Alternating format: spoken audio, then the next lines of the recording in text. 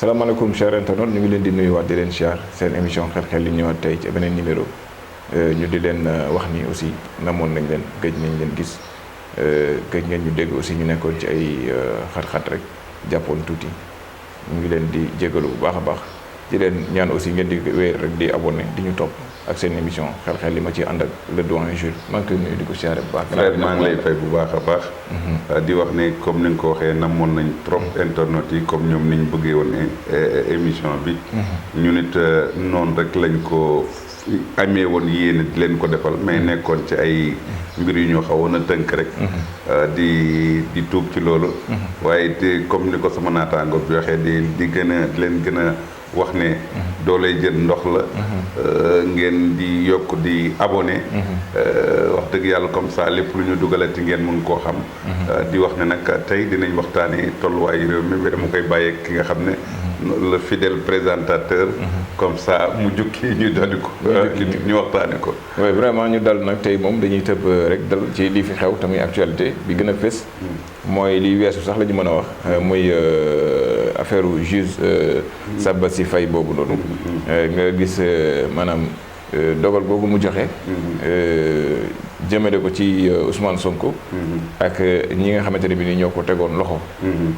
ñu gis mu joxe ci ay dogal yoo xamante ne bi nii daanaka booy xool ñu bëri xaaruñu ko woon foofu maanaam ñu bëri dafa dañ ci am mbetteel dëgg la ci gàttal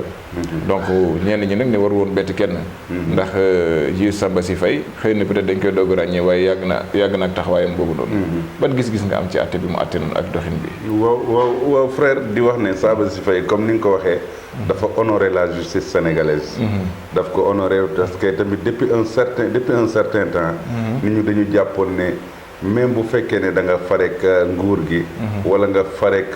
Benno Bokk Yaakaar wala APR boo amee dossier yóbbu ko ci yoon doo am dëgg voilà loolu nag jàpp mu amoon li tubaab di wax rupture de confiance entre la justice sénégalaise ak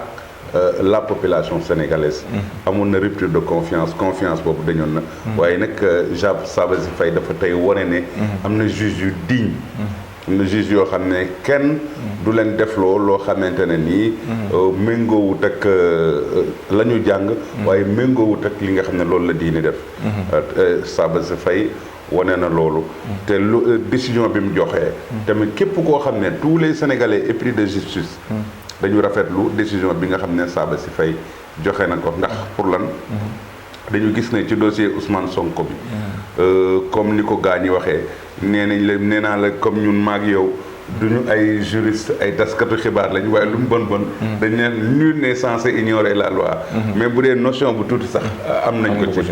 tey bi loolu amee mboolem koo xam ne nii professeur université yi jàngale droit yi justice yi avocat yi ñëpp nangu nañ ne contumace mooy ku ñuy wër te gisuñu ko te le dossier d'Ousmane Sonko ñëpp jàpp nañ ne carrément jugement bi nga xam ne moom la ñu def dañu juger Ousmane Sonko par contumace mooy ku ñuy wër gisuñu ko mais léegi la personne bi ñuy juger kooku la ñu ooyee le contumax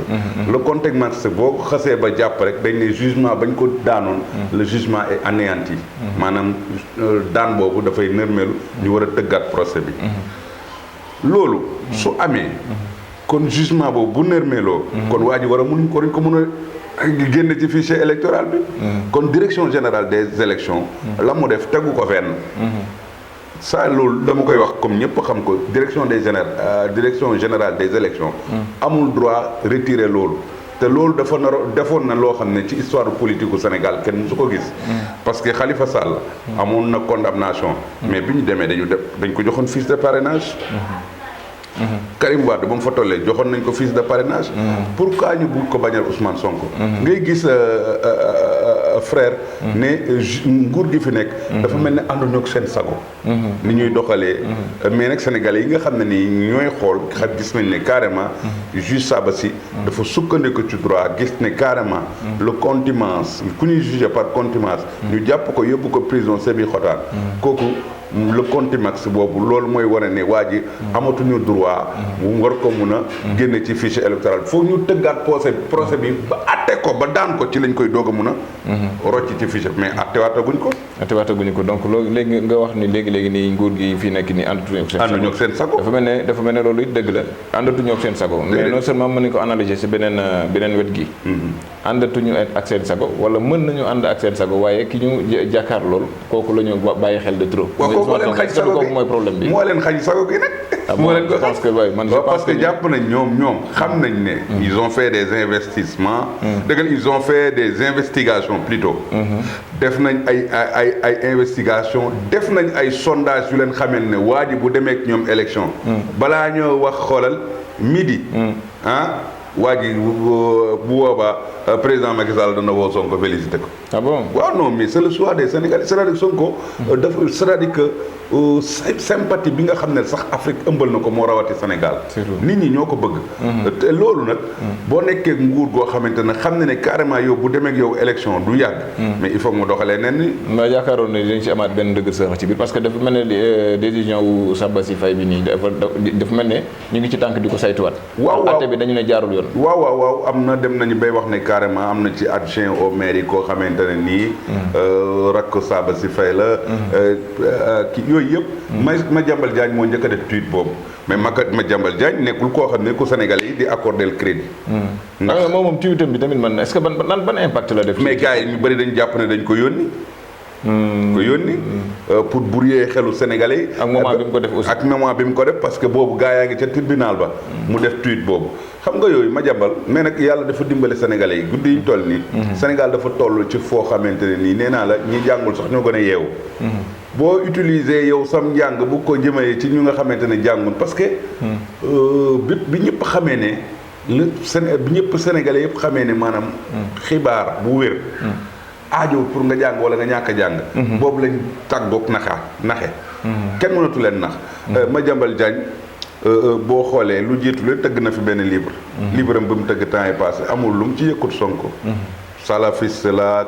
yaa ngi dégg dem na ba wax ci biir ne livre am boobu waxtaanoon na ci demoon na ba Touba waxtaan ci ak sëñ Bass Abdou Khadir mu ba pare ba mu fa demee ci la ko wax ne ko Ousmane Sonko élection yi ñu génn moo jëloon 3e xaw ma fii ak 2024 nag fu dooleem di toll waaye kii dafa am ñu koy ngemb ci suuf ay salafiste la àndal te bés bu jëlee ci réew mi na muy doxalee du baax ci Touba waaw mais dégg nga nañu sëñ Bass Abdou Khadir tamit génn pour revenir foofu fi nga dugg noonu ba tudd sëñ Bass Abdou Khadir ak waxi Madiambal Diagne jooju noonu man fi may njëkkee sax mooy murit yu bari nee nañ Madiambal waxu dëgg li muy wax du dëgg am na ñoo xam ne sax dañoo jaar ci digg bi ne day kàcc ndax sëñ Bass Abdou Khadir amul jot loolu jotu dem di wax ci Sonko ak loolu mais dafa am yu bëri yoo xamante ne nii ñi nga xam ne nii dañoo contre Sonko wala yenn responsable APR yi dañuy xaw a contradictoire ci seeni analyse bu ñu ne Sonko Pastef ay parti terroriste lañ ne ay salafiste lañ ñu dem ba benn certain moment ñu naan Guy Marius Sagna mën na nekk plan B salafiste yi kay ku ñuy jiital ab jullit lay doon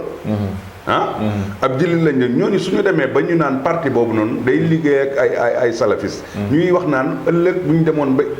par extraordinaire am na yaakaar bu ñu demoon bañ ne Sonko bokkul ñu ne Guy Marius Sagna lañ te Guy Marius Sagna ku ko xam ku ne xam ne chrétien la ku fidèle ci christianisme parce que ci la judd ci la yoru yaa ngi dégg kon kay ñoom nguur gi contradictoire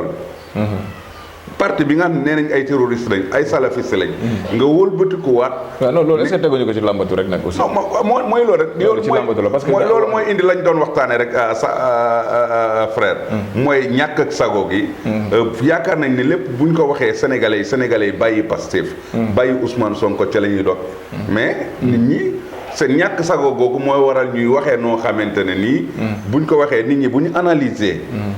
nañ xam ne ñii seen ñàkk sagoo tax mais lii ñuy wax teguñ ko ci xam-xam d'accord te léegi lañ duggoon ci Bass Abdou Khadir mooy génn bi mu génn donte wax ji sax moom daanaka xaw naa soreantoog li ma la doon laaj léegi mooy waxi Madiambal jooju noonu waaye fi mu waxee mooy ci li xew ca Touba boobu noonu nga xamante ni ñu bëree ñaawlu nañ ko muy ndigal li nga xamante ni sëriñ bi joxe na ko biir Touba ngir ñu war ko saytu ndigale nag lam ca wax ni nañ ko doxee man jàpp naa ni sëriñ bi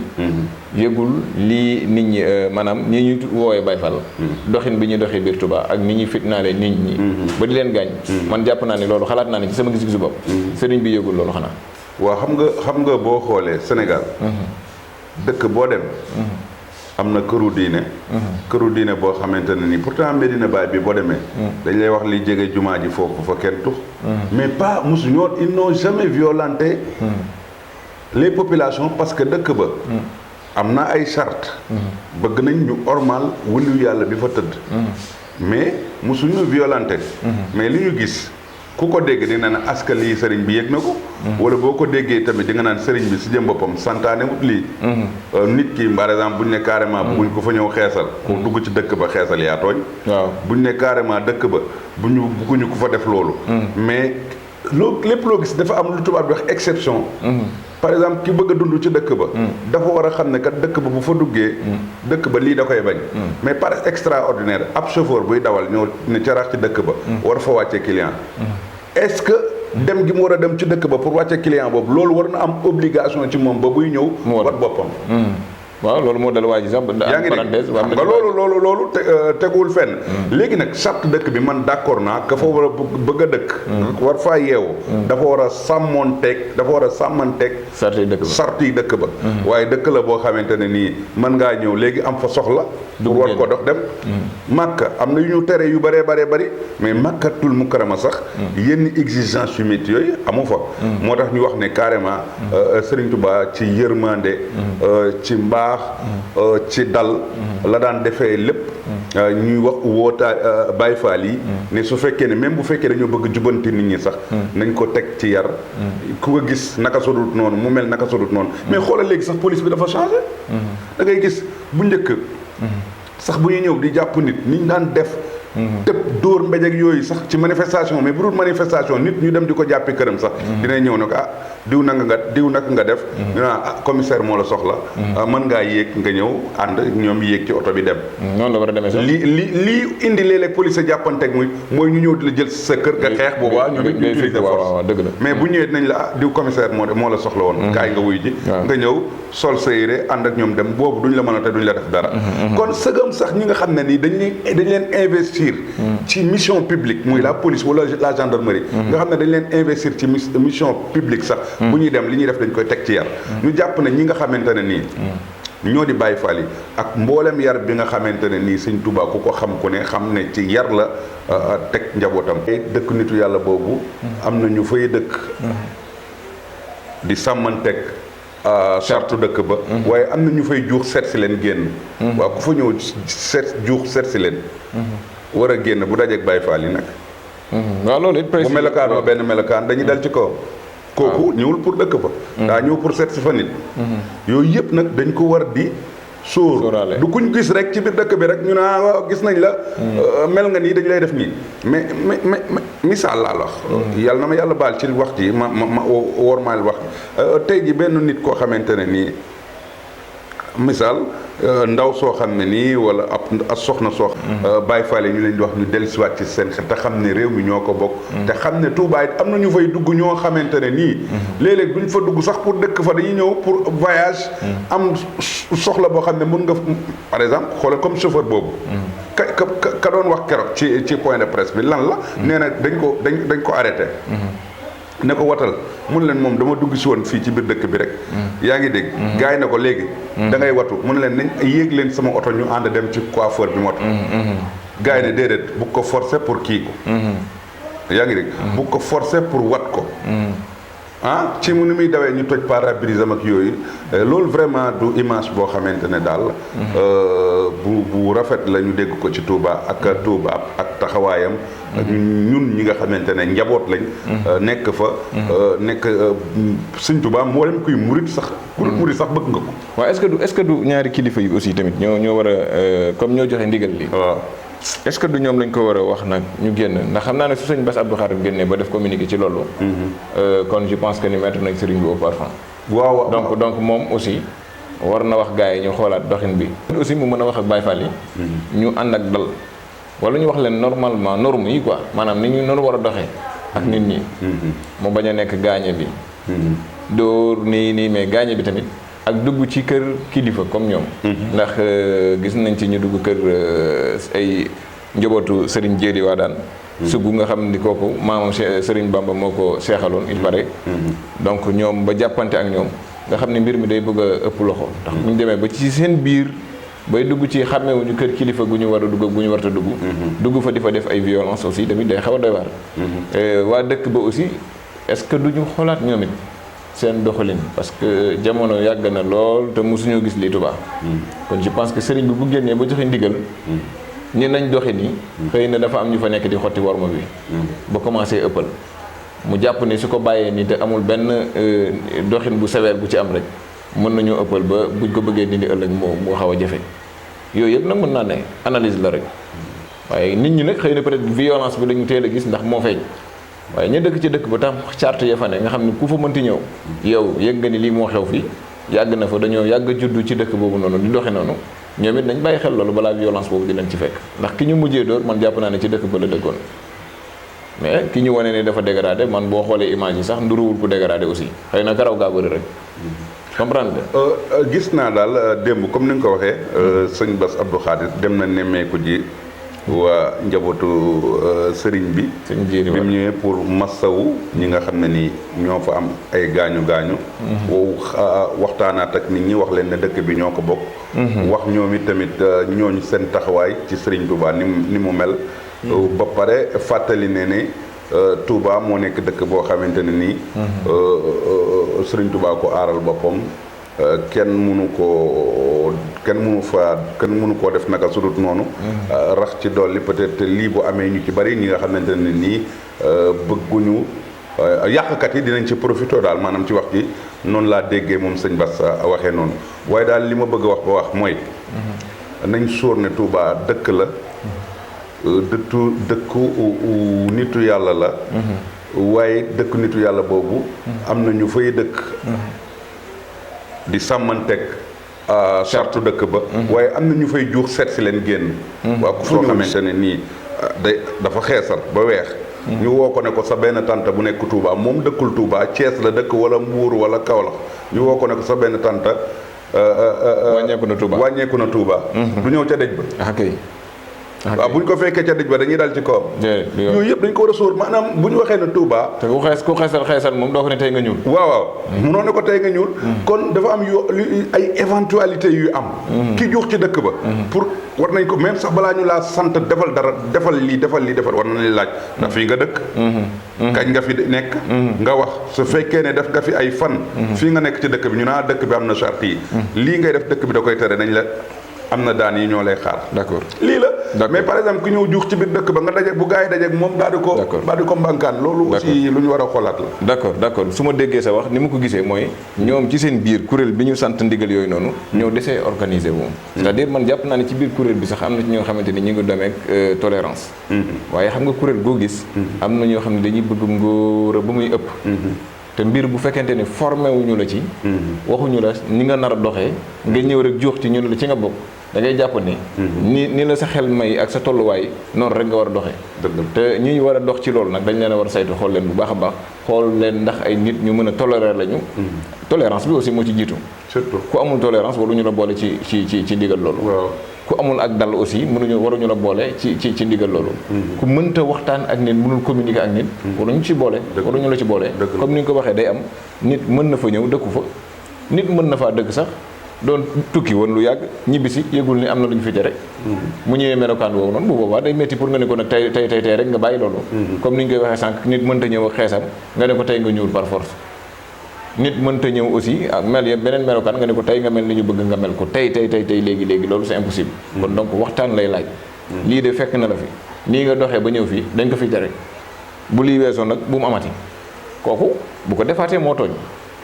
waxtaan lay laaj ak communiquer aussi je pense que ndigal bi bu ñu koy joxee dañ koy communiquer ñëpp yëg ko waaye buñ ci boole woon nag di wax li nga xamante ni bi nii tey ñiy dox tamit ñu jox leen ndigalu ni leen waaye nag bu leen demee di saytu ñooñu ñu leen jox ndigal ci ñoom waxtaan leen ak ñoom d'abord suñu bañee ku ñu waxtaanal nga bañ koy yoon mën naa def liggéey waaw surtout waxtaan bi moo jiitu quoi mais yoon sax noonu lay def voilà gis nga yoon bi nga xam ne moo lim lépp bu dara amee day indi négociation waxtaan lay indi.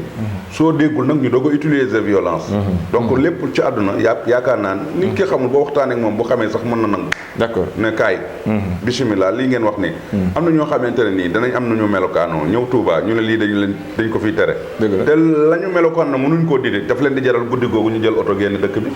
d'accord su fekkee mënuñu def loolu. d'accord léegi ak xel yi ba tey dañuy jógee Touba wàcc si fii ñu wax Madinatu Salaam. kër Cheikh Béthio Thioune. ñu gis fa keroog nag manifestation bu am doole. ci ñoo xamante ni vraiment keroog ñoom génn nañu waa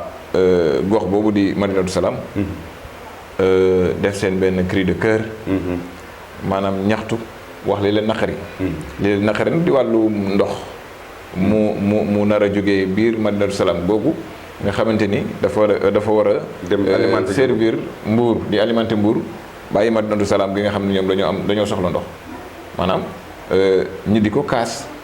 tudd nañ ci nag maire bu Malicounda muy Maguette Sène. ban gis-gis nga am ci génn boobu waa Madinatu Salaam génn. waaw jàngat bi ma ci am mooy que benn.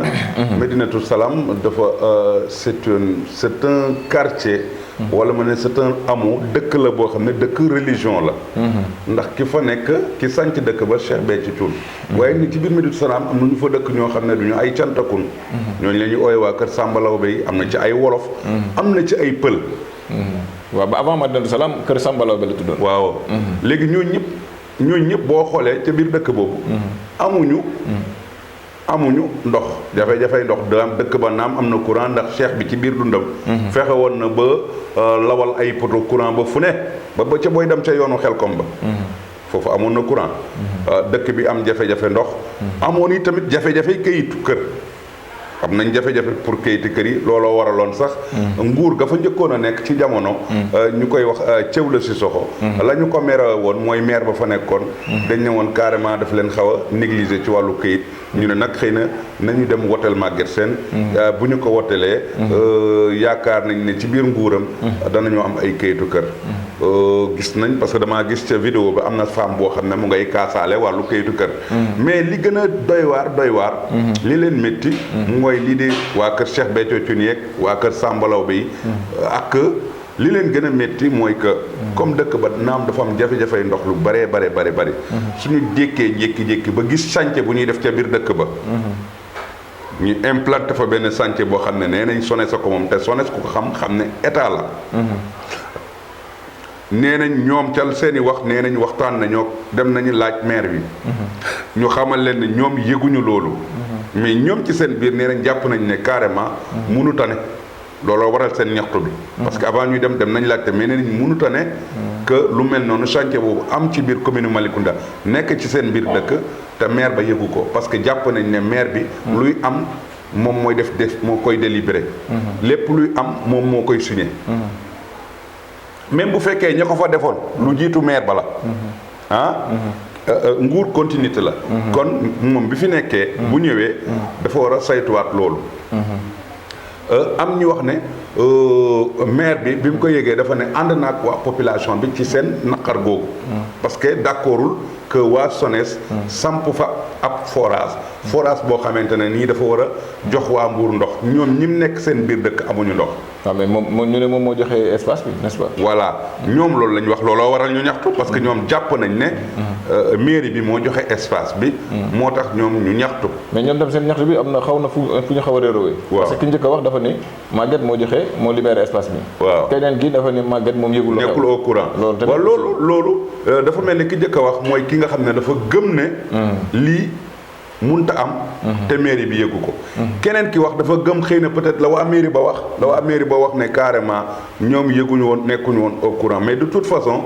affaire bi am na yeneen rebondissement yi ci am parce que bañ xëyee ca suba ga am na ci ay convocation yu ñu leen jël yu ñu ci leen convoqué bi ñu demee ba ñu la tukkee ca convocation ba mooy c'était juste dañu yaakaaroon dafa am ay destruction de biens maanaam yàq ay alalu waa SONES parce que sànce SONES la ba ñu demee gis nañ ne carrément loolu amul ñu baleen ñu dem waaye arrêté nañ travaux yi parce que dégg naa sax nit ñi nee nañ loo waa dëkk ba di kaas dëgg la loo waa dëkk ba di kaas mënuñ samp forage ci sa biir dëkk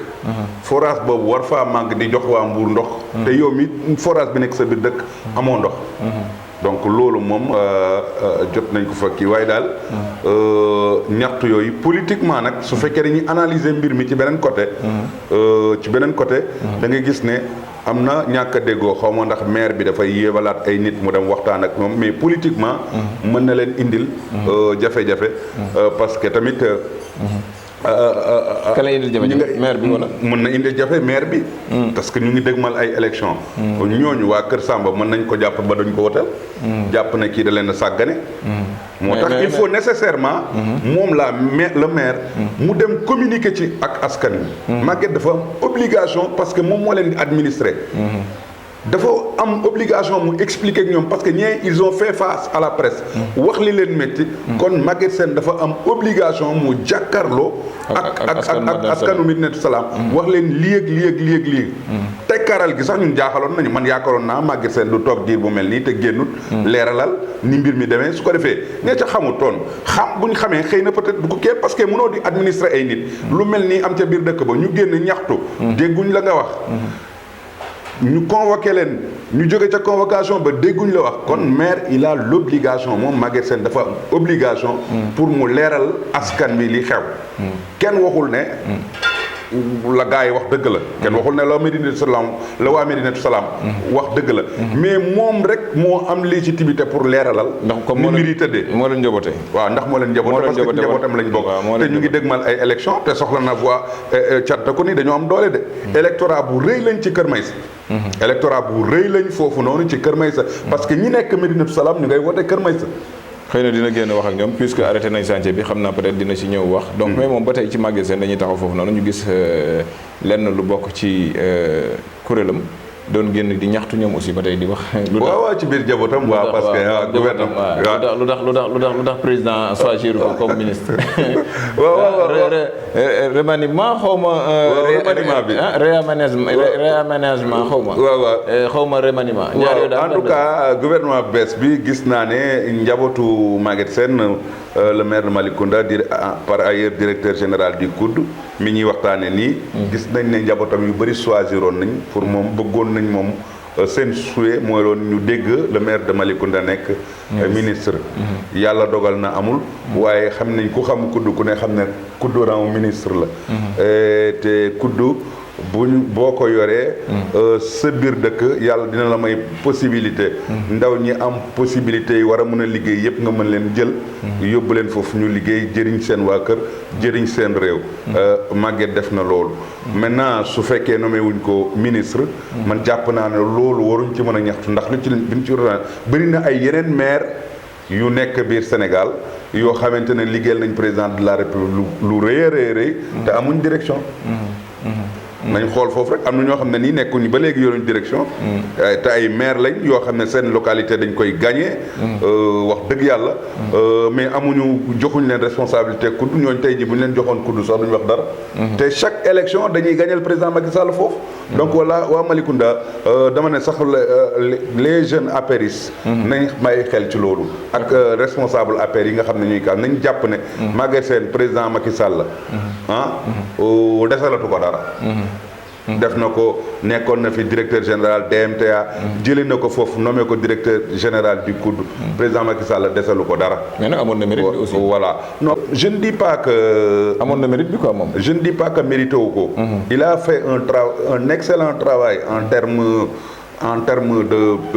terme d'infrastructure parce que ba li mu def ci ay postes de santé yi nga xam ne fekk na leen fi. ak lam ca yokk bari na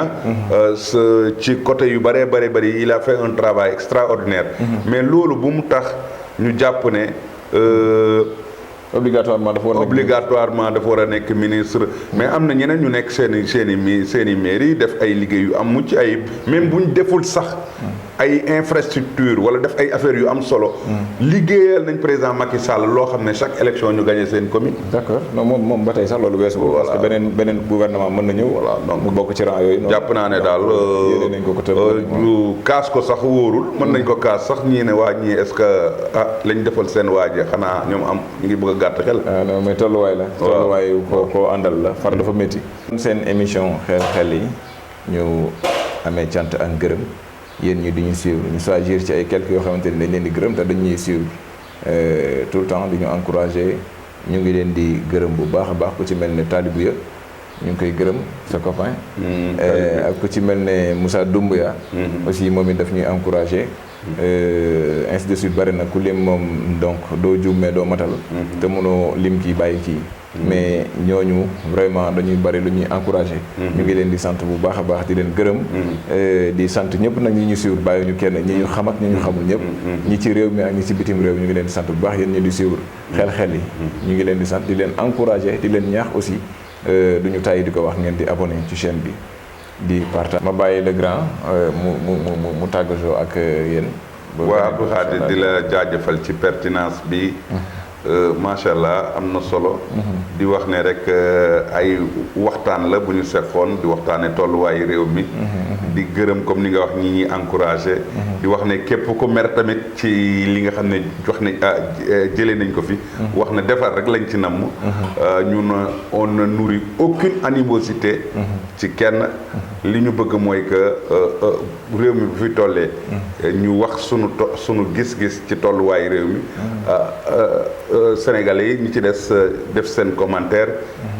ñi gisee neneen yi tamit ñu jàpp ne wax dëgg yàlla liñ ci bëggoon rek mooy defar bëgg kenn ku ci nekk daal ñun joyantiwaat suñu toogaay waaye tamit réew mi bu tollee fii ñun dañu am obligation en tant que taskatu xibaar joxe suñuy xalaat loolu kese la di wax ne ñu ngi leen di jaajëfal di wax ne yéen comme ni ma ko waxee woon ci njëlbeenu émission bi yéenay suñu doole kon bu leen di di abonné di bës cloche de notification bi su ko defee benn émission ci xel-xel yi dootu leen raw waaye activités yi ñuy defati yépp jëmee ko ci Sénégalais yi dara dootu leen jërëjëf jërëjëf à demain grand jërëjëf